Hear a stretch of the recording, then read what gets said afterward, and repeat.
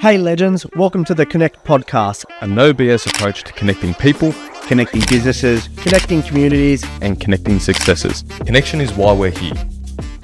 Now, as I rode my little bike down there, I would go past more paddocks than I did buildings. It was So going back quite some You're time. going back a long time, and it was Yeah. another 30 years after that before there were any lights. Your torch. Yeah, absolutely. It was suggested to me by advertising magnate John Singleton, why don't you talk to Balmain? And I said, but we're not that close together. And he said, well, we can help to make it close together. They were adjoining. And against the odds, I negotiated that joint venture and put it together. And I do remember the parade was led by a couple of police officers whose name I won't mention this day. But me and a couple of my mates decided to throw a few eggs, and we were caught out. Jim, a favourite quote? Yeah. There are two great cities in the world, Campbelltown and Rome. Love it. That's a great one, Ted. We'll start the podcast with that. So today, welcome to the Connect podcast. We've got a very special guest on the show, senior partner of Marsdens Law Group, Jim Marsden. Now, Jim, decades in the industry, a legend in the Macarthur area, scaling multiple locations across Sydney, supporting charities and organisations over the years with a focus on community and service. Jim, welcome to the show. Thanks very much, fellas. Good to have you on, mate. A OG, a legend of the area. You know, we see your face on the side of buses, on billboards. You see you everywhere. So we thought we'd get you on and find out more about you. You know, we see little glimpses of you, and I think a lot of the audience must hear your name everywhere as well.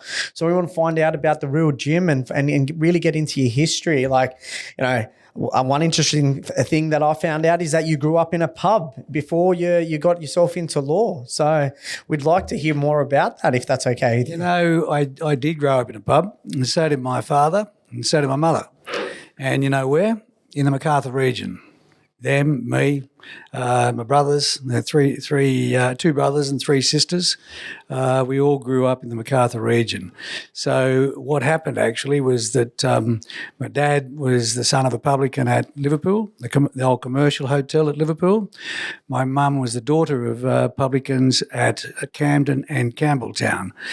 And in 1950, the year I was born, I don't mind mentioning that, in 1950, Mum and Dad had been out doing other work rather than hotel work. And my grandfather, the late Herb Lack, also his actual name was James Herbert Lack, after whom I'm named. I'm James Herbert, known as Jim. And he decided that he couldn't do it anymore. He was getting a bit old and a bit tired. And so my father took over the business for him and then eventually bought the business from him. And they did that in 1950. And so a few months after that, after they started, I was born in Campbelltown. I wasn't actually born at a hospital in Campbelltown.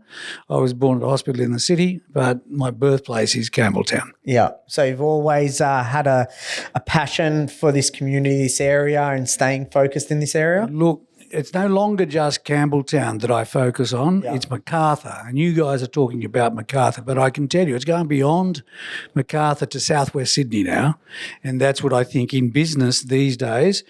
It's good and it's important for me back 50 years ago when I went into the business with my brother John. It was important to focus on Campbelltown. But then we decided, no, it's not just about Campbelltown, it's about the Macarthur region, the whole of the Macarthur region. And that's what we're talking about today. But it's more than that now. Yeah. And in the future, it's going to be a great deal more. Well, I did hear, that there was a requirement that you had to live in Campbelltown to work at Marsdens. I'm guessing that went away quick. Well, it didn't go. You're about to say quickly. It never went quickly. It was important to me to employ people that lived in the area. Now, it was preferable that they came from the area, but if they didn't come from the area, we said, you've got to move into the area. And the reason for that is you've got to know the area. Yeah. You've got to know the people. And you've got to grow to love it. And if you don't grow to love it, you're not going to give back as much as we expected people to do. Before we go on the business journey, because it's such a powerful story, what was Jim like growing up? You know, as a young pup. You know, what was Jim known for then? What formed? I was known for being a cheeky, naughty little kid. A couple of times in trouble with the local police, but only in the manner where you get a kick in the bum. Nothing too serious. The town I loved. My memory goes back to probably the age of 5, and there's probably some reconstructed memories amongst that, and probably some reconstructed memories from the age of 4. But just as an example, the pub was called Lack's Hotel. There was James Herbert Lack.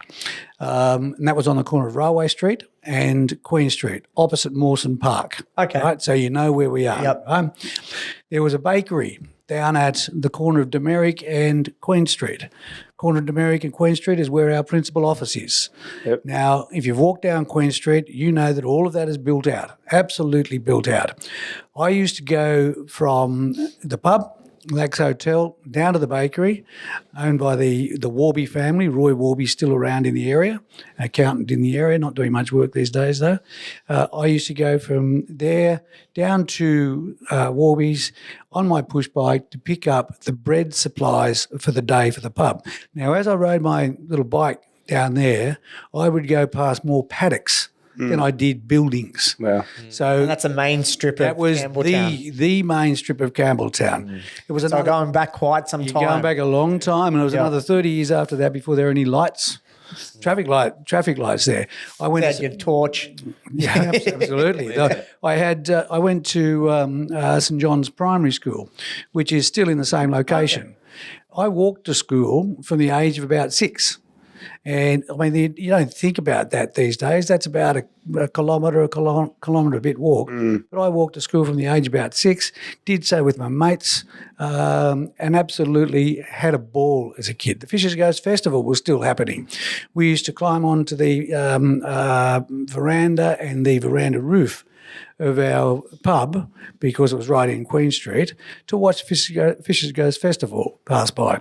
I told you I get into trouble occasionally. I do remember on one of the occasions the parade was led by a couple of police officers whose name I won't mention this day. But me and a couple of my mates decided to throw a few eggs at some of the As you do. displays of the place. As you do when you see a police As you do, and we were caught out. And we did get a kick in the bum. So was getting into law more so to fight the law or to be... None of my desire to practice law came from any of my behaviour Yeah. beforehand, under any circumstances. Well, what was the initial desire to then transition into law, Jim? Well, I wasn't transitioning into law. I was a kid. I'd say you transition into teenagers, and then you transition into adult. Was that always a desire to do that? Or? Well, look, this might sound stupid, but I actually used to watch Perry Mason on TV, and I thought to myself, geez, I wouldn't mind doing that. I don't mind a chat. I don't mind standing up in front of people, and I don't mind defending people. Now, I'm not a criminal lawyer anymore, but when I started with my brother in Campbelltown, I was a criminal lawyer right from the start. In fact, a general practitioner. Which Campbelltown's the place to be for that, right? Campbelltown, I don't know how you mean that, Ron, but we had good business. Yeah.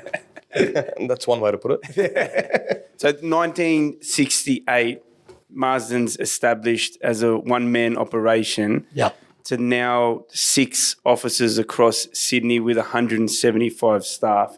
Like, was that ever a foresight that it was going to scale to something of that size? We never actually put numbers on where we're going to be in 10 years or 20 years.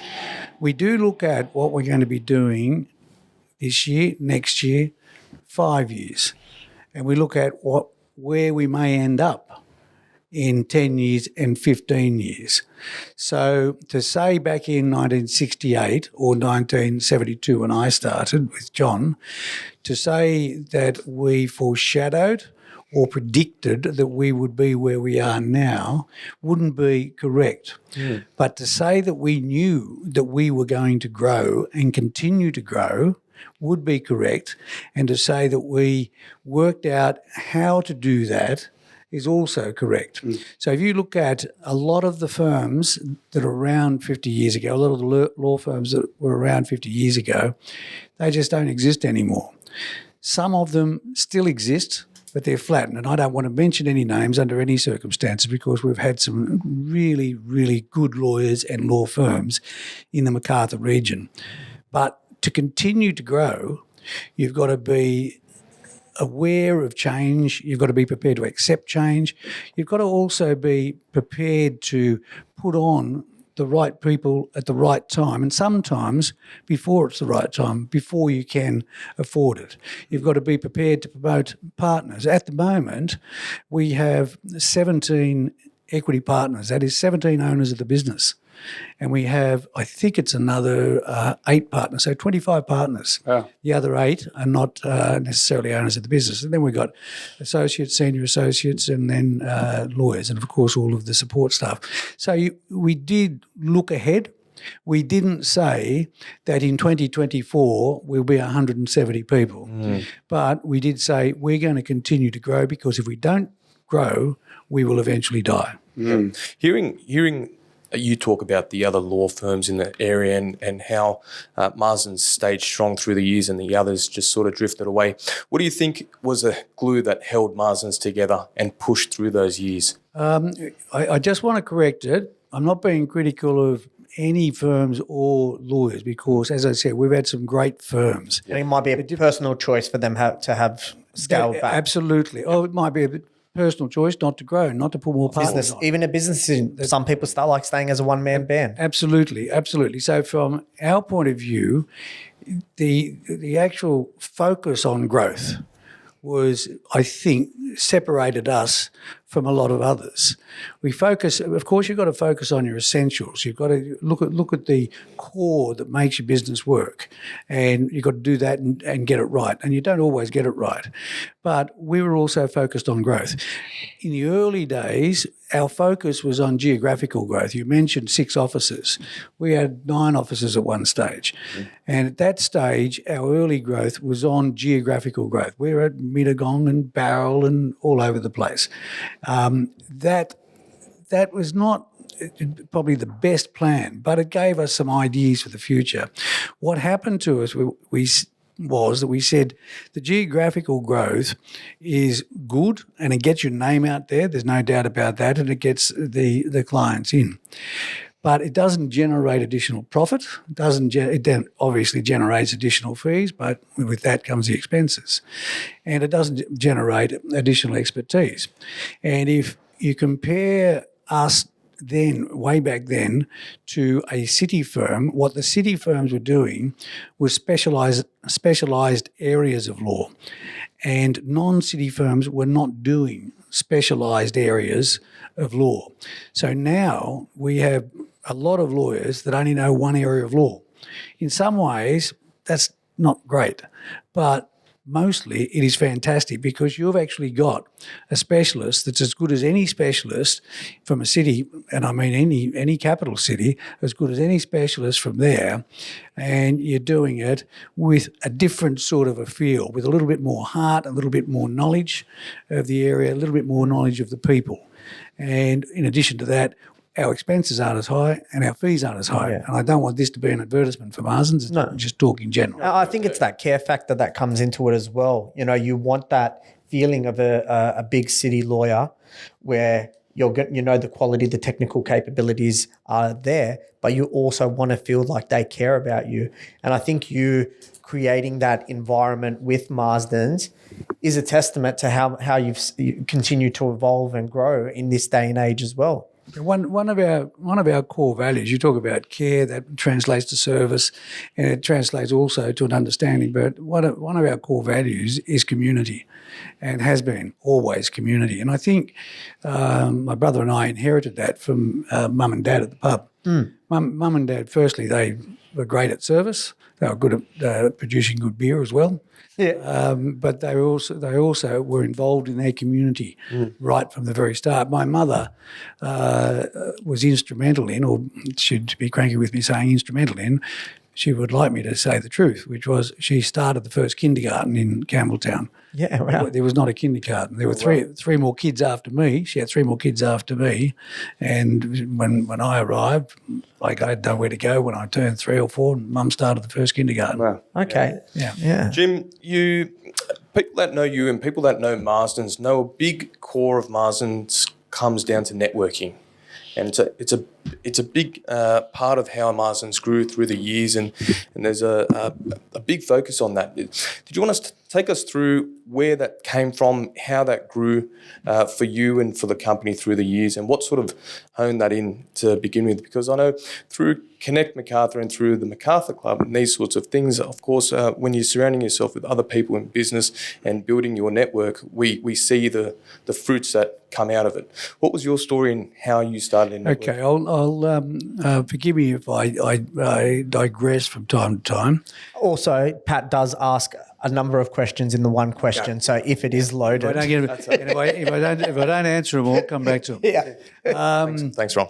But we're talking about networking. That's what you're basically focusing on now. Look, there's everybody in business, particularly in a region like Macarthur, knows the value of networking. It establishes connections, and I might make a connection with you today at this particular networking event, and then see you again in a month's time, and I may not get any legal work from you for 5 years, but that doesn't matter.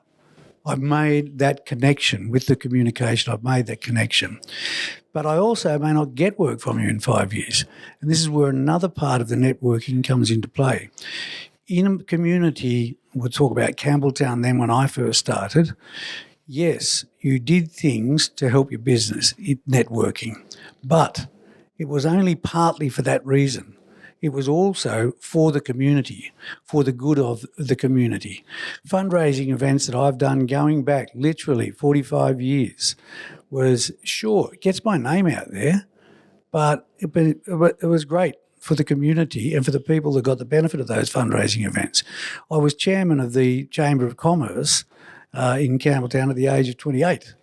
And wow. The previous chairman, who resigned and allowed me to take over, it went to a vote eventually, he was 63. Now, I'm 73 now. It's quite an achievement. But that's, like, to be frank. That is the power of networking. To be frank with you, I was a member of the Chamber of Commerce, and I actually thought that the Chamber of Commerce was not doing enough. I felt that I could do more, and so I pushed myself to do more. Now, that was good for my business, obviously, but what I was doing it for was the Chamber of Commerce and the business community of the Campbelltown area. And so one works off the other.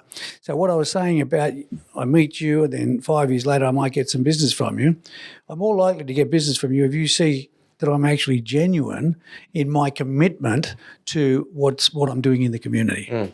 And that's a testament to you, Jim. You know, there's lots that we see on the front line. You've been involved in many different charities, but there's a lot that we don't actually know, that we've heard different stories, from people in passing about yourself. So you've been very active in this community, and I think you should be proud of that, mate. You've built a great legacy with Marsdens, but also your personal legacy, will be long remembered, long after Jim decides to step away from Marsdens, if that ever is eventuated. Is there a time that Jim, you want to do that? Like, have you set a time? Look, I'm prepared, and I've told my young partners this, I'm prepared to stick around for whatever time, provided, one, that I add value to the firm, continue to add value to the firm, provided, two, that I do in whatever time I spend at the firm, 98% of that is something that I'm really enjoying, and the other 2% can be crap. That's fine.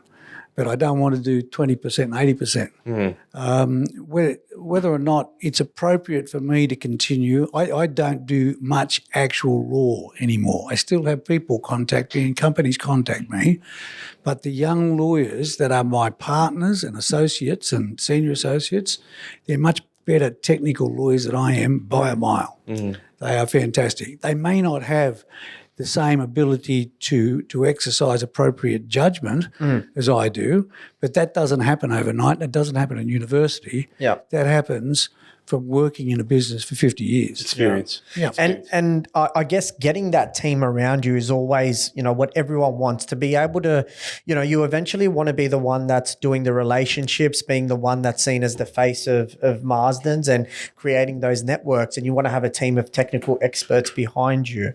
How did you get to the point of going, you know what, I've got the team that I trust and building that to there? Is it working side by side with you, seeing how you do it, or letting them jump into the deep end, working it out themselves? Combination of all those things. And it's a good question that doesn't have a simple answer. To get good lawyers 30 years ago was extremely difficult. We were perceived as a suburban stroke country firm, and the high achievers at university were looking to go to the high-level city firms. And so we would be their second or third choice. And so therefore it was difficult to do it. Also at that time, you didn't have the Western Sydney University, you didn't have a law school or presence in Campbelltown. University of Wollongong, where we get a lot of graduates now, didn't have a law school at that stage either.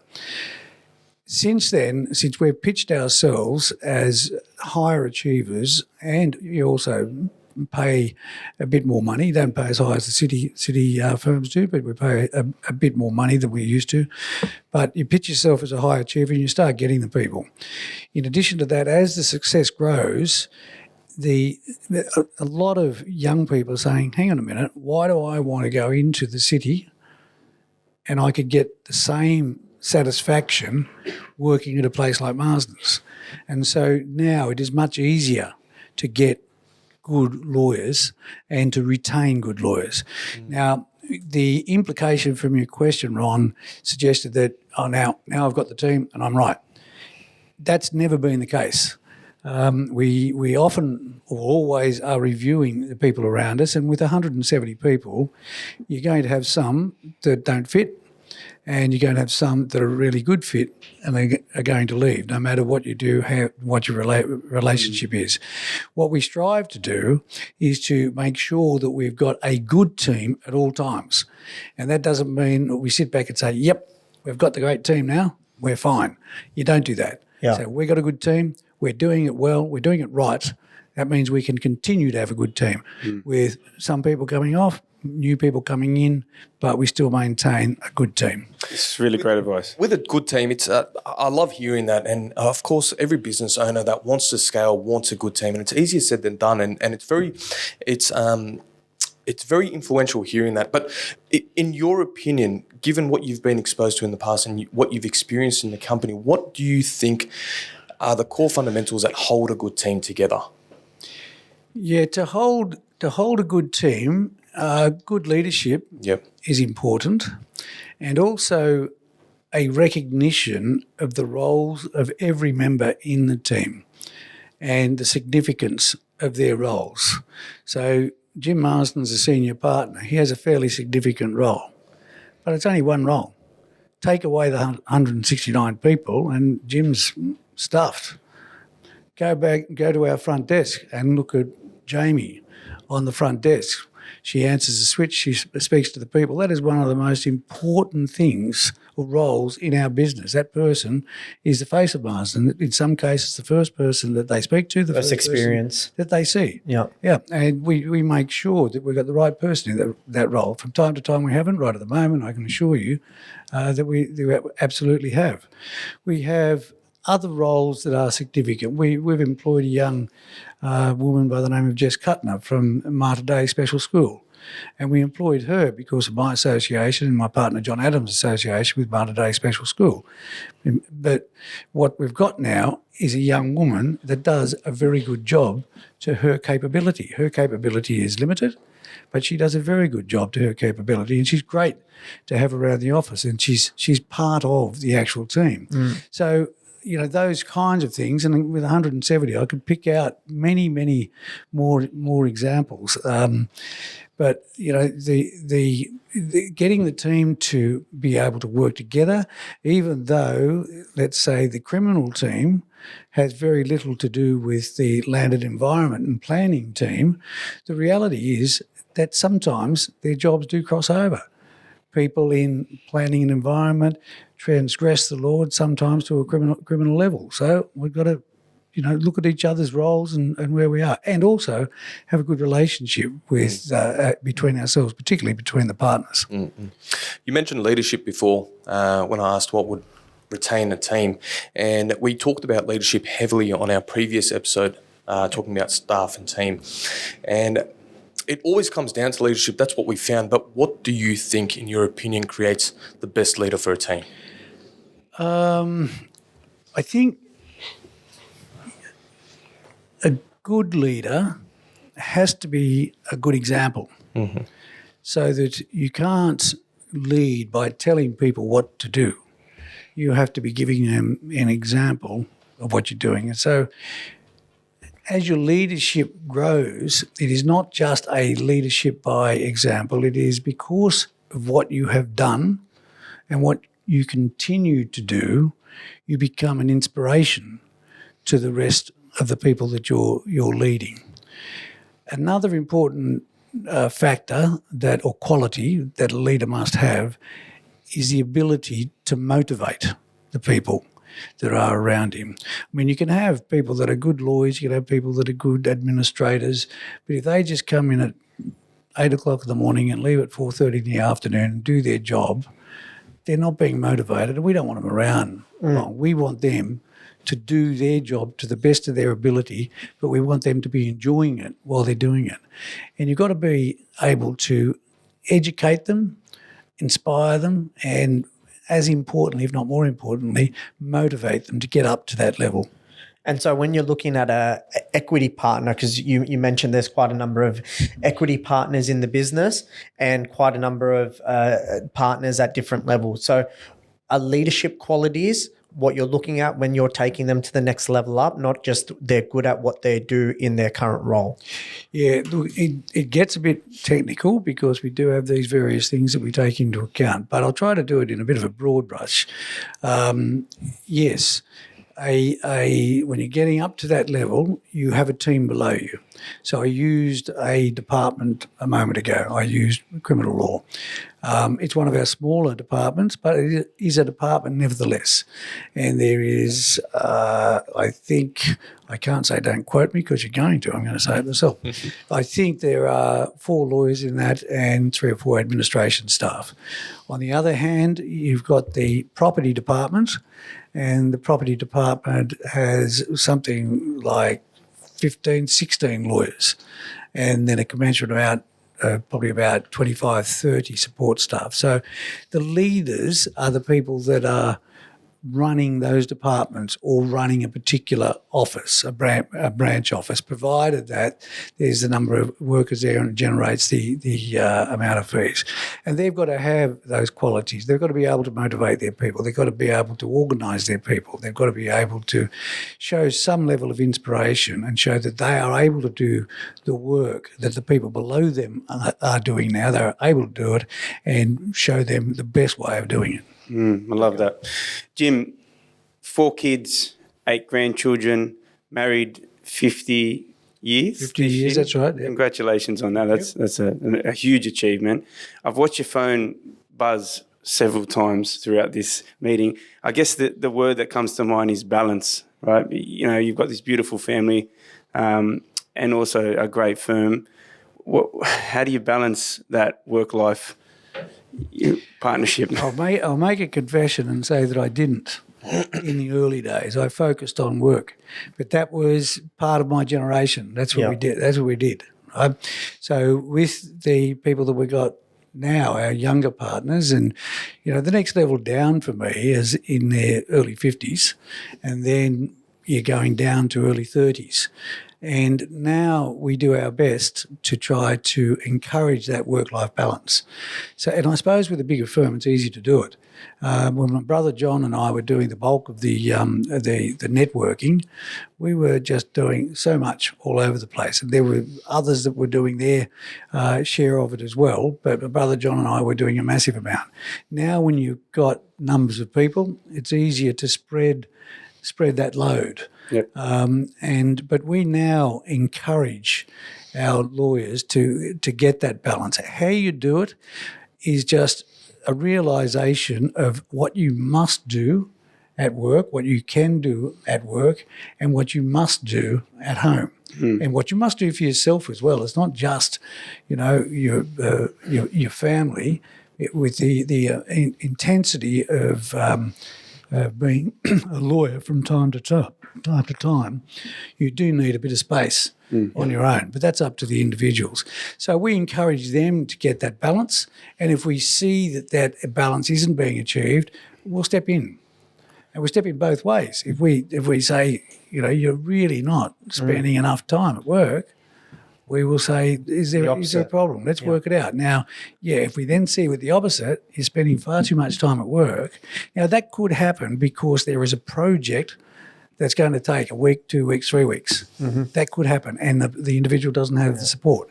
But then you make sure that that's counterbalanced when that project's done. Now, you did mention also the networking side of things, which has been a huge part of how Marsdens has got to where it's got to. What advice would you have for someone that, being now a legend of Macarthur, you probably have a lot of people that want to talk to you at networking events and young guys like myself trying to get into those circles. We'll get you on the podcast. Because I think that's what I did at the Macarthur Club. I was trying to angle closer to you. But you'd probably have a lot of people like that wanting to talk to you, given that you are one of the bigger names in the community. What advice can you give to someone that is a young business owner that wants to network with people that are maybe at the next level of where they are? How can they get into those circles, or what's the ways to approach it without being someone that's seen as annoying? Firstly, and if I was, I apologise. Accept it. Firstly, I prefer the term a big name in the community than legend. I don't think I'm a legend, but yes, I am. I have a prominent name in the community. Yeah. Look, again, it's trying to get the balance. Yes, I do get lots of requests. This isn't the first podcast I've done. Yeah. And I get requests to speak at events, and I balance them up as much as I can. If I went back 20 years, I wouldn't balance them up. I just say, yep, I'll do that. Now I look at it and say, it could be just, I don't know what sort of following this podcast has. That's not what I was concerned about. You were prepared to come up and have a bit of a chat. You were prepared to say, would you do it? And I said yes. I think I said yes at the time. I said, think about it or something. I think you said maybe, but I took it as a yes, and then we went with the way it should be done too. And so, I still am prepared to do a lot, but I do knock stuff back a bit now. I didn't knock stuff back 20, 30 years ago. So you're prepared more now to say no, and you're more comfortable in saying no? Still not comfortable. Yeah. Still not comfortable saying no. Yeah. It's, but the balance work-life demands that I must say no. Yeah. Yep. If you ask my 4 kids, they would say that I spend a lot more time with their kids than I did with them.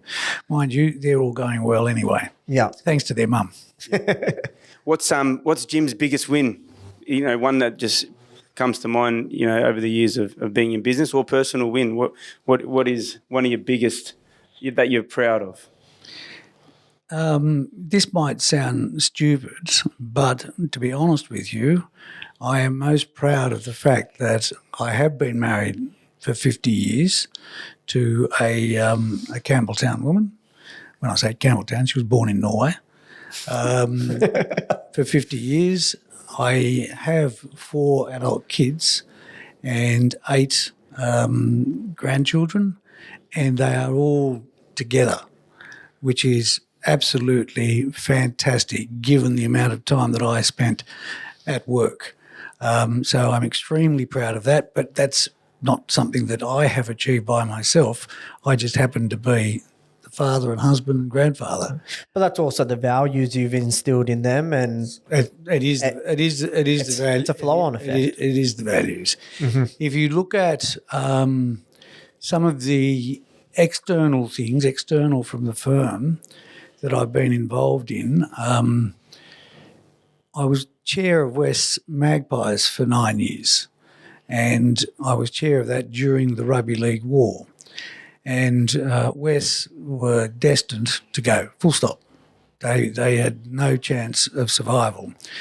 And the authorities were suggesting that we should set up a joint venture with Canterbury and then a joint venture with Penrith. And I said, look, I'll go and talk to them, but the reality is that we will be not even a partner in that.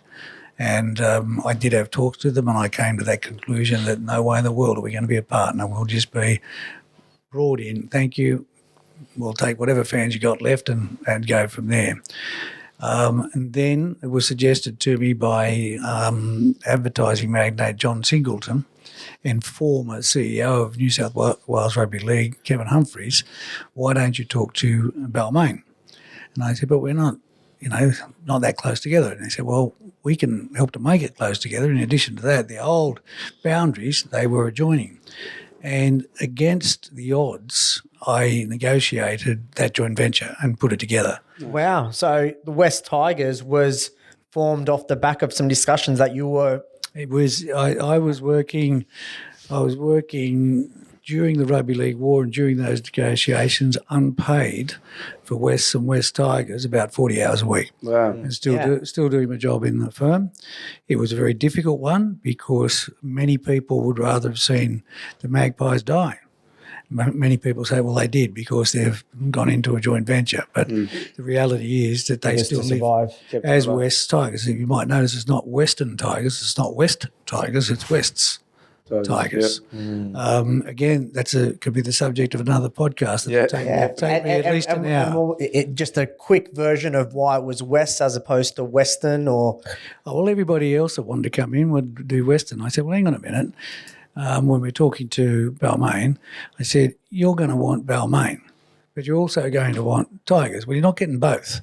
And whilst I love the Magpies, the reality is if you're starting a new venture and you want young people to follow you, then the emblem, the more saleable emblem, is a tiger, not a magpie. Mm-hmm. So we're going to have the tiger. We're not going to have West because we're always known as Wests.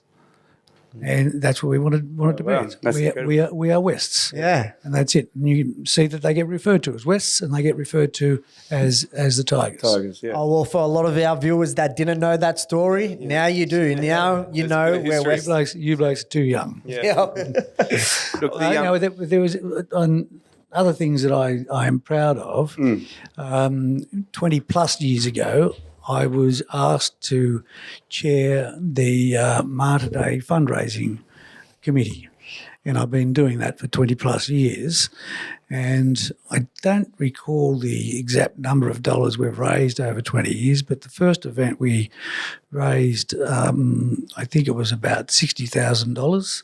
And the last event, the highest we've ever done, not the last one, highest we've ever done was over $400,000. Wow. Well done. I think we've raised close to $6 million, $5 to $6 million. Well done. Yeah. So extremely proud of that. And what do you see for the future of Macarthur with where it's heading? I guess you've been in Campbelltown where, you said a lot of it was paddock, the main street.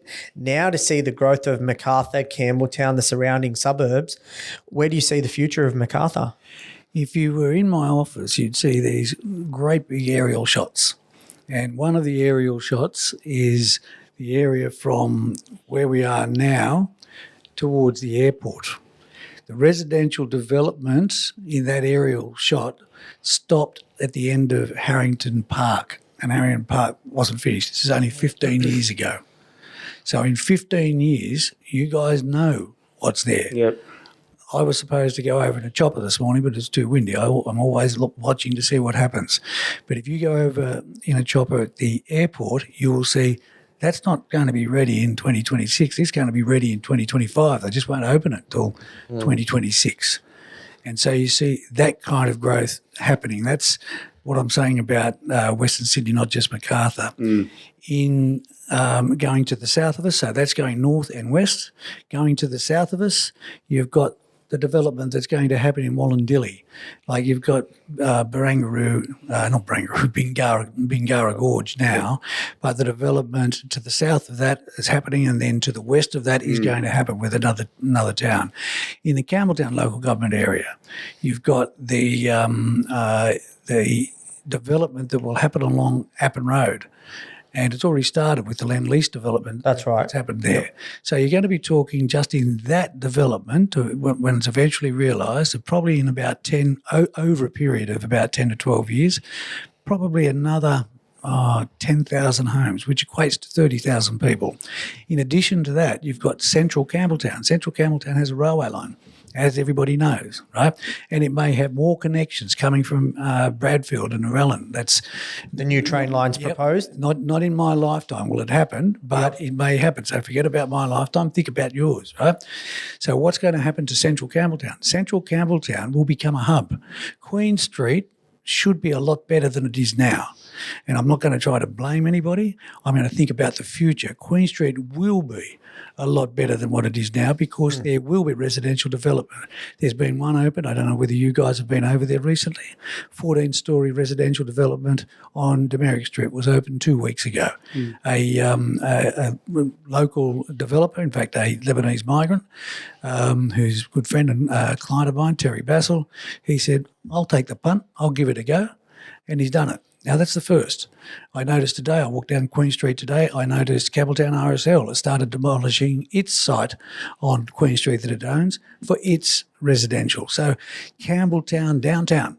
You feel like there's more emphasis now going toward, because it's always been on this side of the bridge, right? It's on this side of the Hume Highway. There's been a lot of focus. Do you feel like there is more focus going back? Your age says there's always. Maybe that's probably why, right? Go back to when I was 5 and I told you Queen Street was paddocks. Everything outside of Queen Street was paddocks. And you look at what happened in Campbelltown happened probably in the late 60s through to the early 80s. You're talking something like 30,000 homes, 25,000 I think it was. So, and then the movement has come over here, some to the back of Canberra, but Campbelltown will go south again. It has already started to happen. And then Wallandilly has also already started to happen. And we will continue going that way towards Bradfield as well. Jim, are you proud of what's happened in the area over the years? Look, I'm not only proud of what's happened to the area and how fantastic it is and how vibrant it is.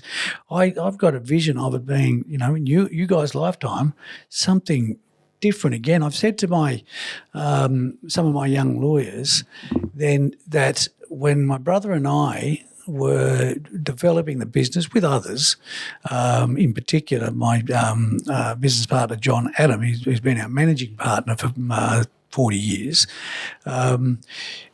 when we were riding a wave, right? So the wave was happening. Now, we were riding it well. We knew what to do. We knew how not to fall off. We knew how to take advantage of it. The next 10 years in this region, Macarthur and southwest Sydney, it's going to be a tidal wave. It's going to be massive. It's going to make the wave that we rode look like a ripple.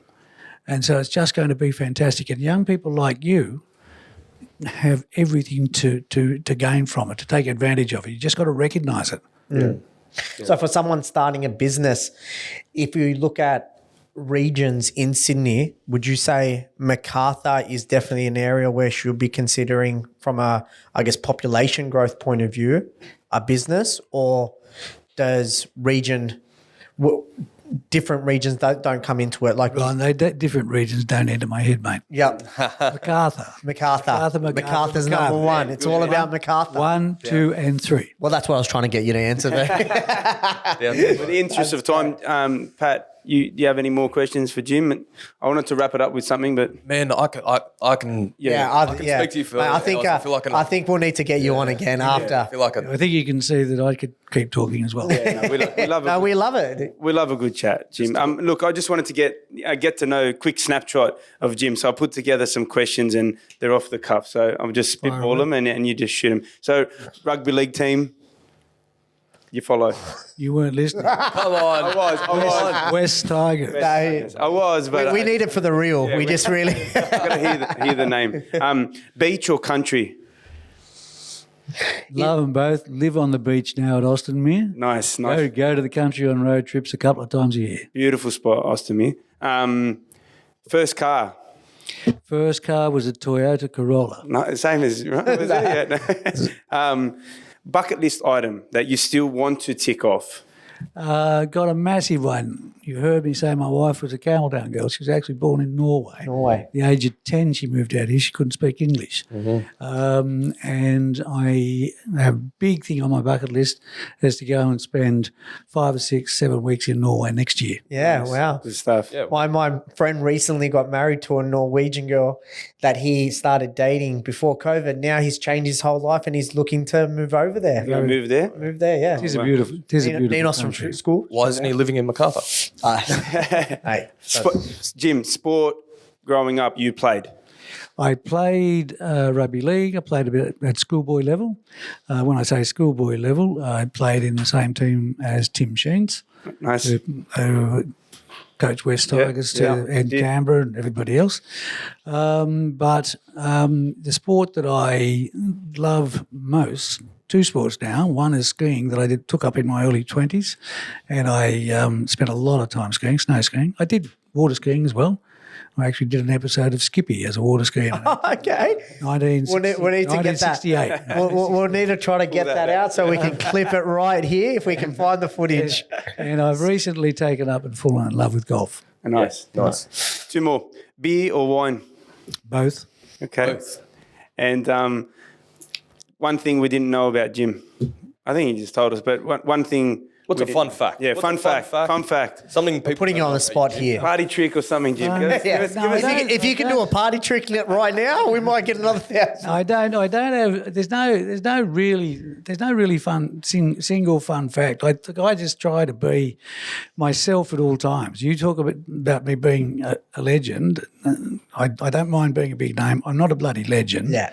But I do like people. I suppose that's the only thing. I think when I say it as well, it comes across as not only are you a big name, but you're just very down to earth. And when I first spoke to you, there was that intimidation factor because all you hear is your name, right? But when I spoke to you, you're just so down to earth. And when I say legend, like for me, that's a legend. Someone that is a big name, but being able to Have a good conversation. Yeah.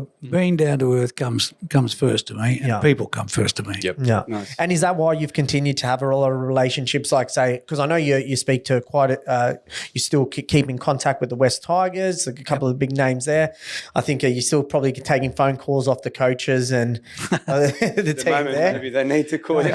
I don't do that. I do speak to Barry O'Farrell occasionally. Yeah. Just an occasion. Maybe we're trying to get Benji on the show, so maybe if That'd be you a can good help us out with that. A good idea. Let him focus on his coaching for a little while. Maybe at the end of the Yeah. season. And last one, Jim, a favourite quote. You have a favourite quote that comes I to mind? don't. Yes. Yeah. There are 2 great cities in the world, Campbelltown and Rome. Love it. Oh, that's a great one. Perfect way to We'll finish start the podcast with that, and we'll end with that. I must admit that was my brother who said that Yeah. 45 years ago. Yeah, well. Okay. So, Jim, just want to say massive thank you for spending time with us on the Connect podcast. You know, you to us, you are a legend, although, you know, you want to might be not called a think big name. We're proud to have you on the show. We believe in legacy as a team, Yep. and we believe that, you know, our generation is carrying the torch for the guys who passed it down, and to us, you're one of them. So, big thank you to you, Jim, and we will invite you back on the show. Hopefully when the Tigers are doing a bit better, and we'll get you back on. But if for anyone that wants to contact you, you probably your social media handles. Do you have any? Or is it just let me tell you. Yes, of course we've got social media, but if somebody calls my office and asks for me, I take the call. Yeah. Simple as that. I don't hide my mobile phone number. I'm not advertising for business. I'm not going to give you my mobile phone number, but I don't hide it.